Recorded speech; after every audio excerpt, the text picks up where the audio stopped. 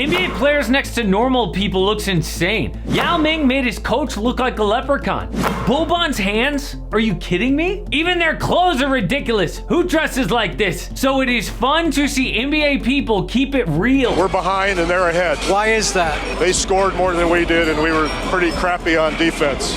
It's been fun. Well, that's the exact reason a random player is on top of the podcast game. You'd never think Jeff Teague has the best show on the internet, but he kicks Draymond and Paul George's butt. He says what it's actually like to be in the league. You're about to hear unfiltered stories about the biggest NBA stars, including Steph Curry. I remember we played Steph in China, right?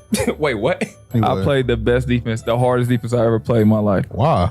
I was trying to I wasn't trying to get embarrassed. You know, it's 100,000 people in the stands in China. No, China, that shit bro. crazy. So I'm like, that he ain't about to kill me, bro. I swear to God, I played. So I've never played this hard. Tibbs after the game came to me and said, that's the best defense I ever played. Steph Curry had 44. He started doing that shit because we in China. I got so mad. I said, hey man, stop that ass shit.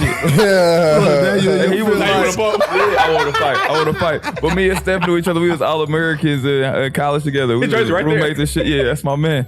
So he like, nah, T, you got to be more personable so people can like you and shit. Like when you make a shot, like look at your hand, do some shit. I'm like, man, that shit. You making every shot. I only made 4. That's what I was like. I ain't playing defense no more. That shit. So that explains why Jeff Teague sucked at defense the second part of his career. But dude won a championship. It is the ultimate screw you to the haters. All the people who doubted us were wrong. You get to throw it in their face. Unless you're Jeff Teague. Kyrie did a tweet that they should have won the 2021 championship, right? And I have some feedback. It's a rebuttal for Kyrie. Y'all probably would have won that But this is when KD became the best player in the world to me because he started going crazy. That's when he had all them points. But the whole time, the thing that's funny about this story is Bryn Forbes. Shout out to Bryn. I can't even say it. Yeah, I can. He never thought he was going to win. Wow. Yo, man, we used to be on the sideline. KD hit something, I told you. Just ain't meant to be, bro. But it's so funny, like, because I got a championship ball right there. I got a ring. You didn't even believe in it.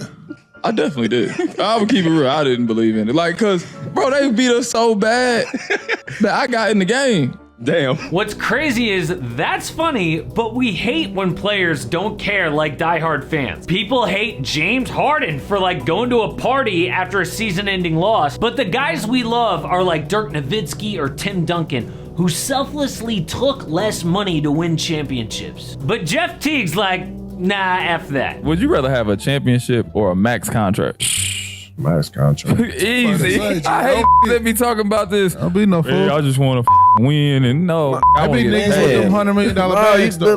Like, man, you get the max contract, then okay, then yeah, you want to win. Yeah, now it's time to win. Like, shit. That I want to lose. So I get niggas got to pay the bills. I would be on a losing team and average 20. Get a max deal, then I'm like, man, I need to trade me, man. I'm trying to win. Oh, God. That, when you done playing, don't nobody remember you won a championship. Yeah, max deal, that ring. But while most people can relate to wanting generational wealth over a trophy, everyone wishes they could hit a big game winner. But Teague did.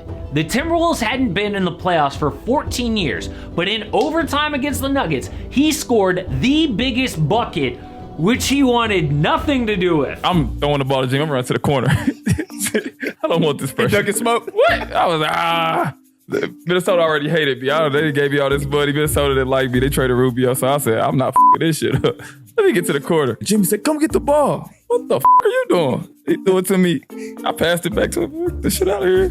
Go that way. Wiggins over there. All them over there. Threw it back to me. I hit a floater.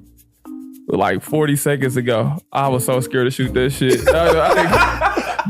I ain't gonna lie, I just threw that bitch over there. I said, oh my God. Do you remember that shit? Man, yeah, I remember that shit, man. I was on the bench at this point, yeah. Damn, I was so scared. I said, oh shit. Jimmy Butler wouldn't take no for an answer, and Teague came up clutch. But what about when Jimmy was done being on that team? There have been reports about how Butler embarrassed his Timberwolves teammates at practice, but Teague explained what really happened. Jimmy ain't came to no workout. So workout start in September, we don't see Jimmy. He comes in, Tibbs, he has his little thing he does. When he gets excited, his hands shake.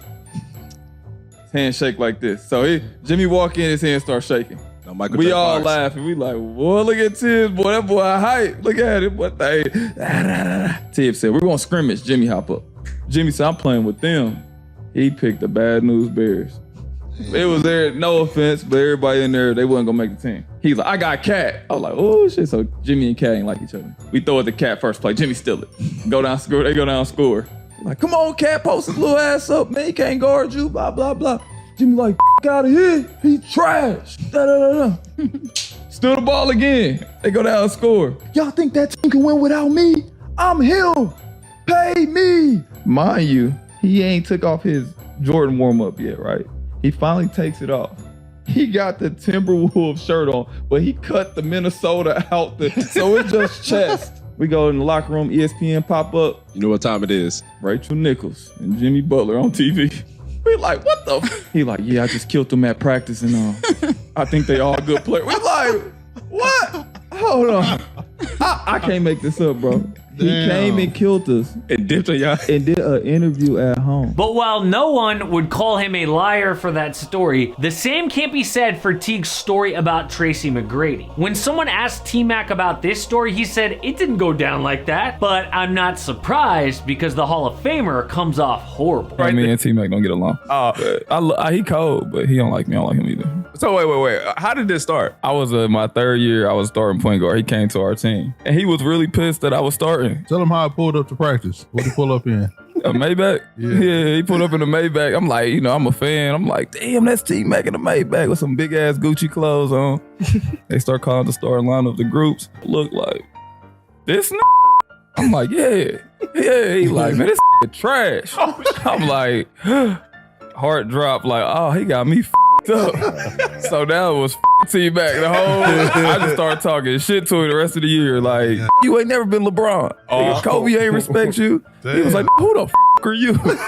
I ain't had shit to say. I just kept talking shit about other niggas. Like, Kobe, man, he said you ain't work hard enough. You average 8 He'd go in over here every day. Did that nigga stole me in my chest one day. I wanted to fight that nigga so bad. Marvin Williams was like, man, he'll beat the shit out you, man. Relax. So you gotta ask, how do we not know Jeff Teague was this funny? He's like the R-rated podcast version of Charles Barkley, but dude was in the league 12 years and didn't have one viral quote. The reason is, well, I kind of made it like that. I hated talking to the media. I just kind of wanted to do my job and go home. In the locker room, everybody knew I joked all the time. I'm a clown naturally, so I clown in the locker room. That's why I got all these stories. But his podcast is going viral with stars like Draymond or Podcast B, controversial players like Matt Barnes. But Teague is special because he doesn't take himself so serious. Instead, he keeps it real, which is satisfying in the world of NBA superstars.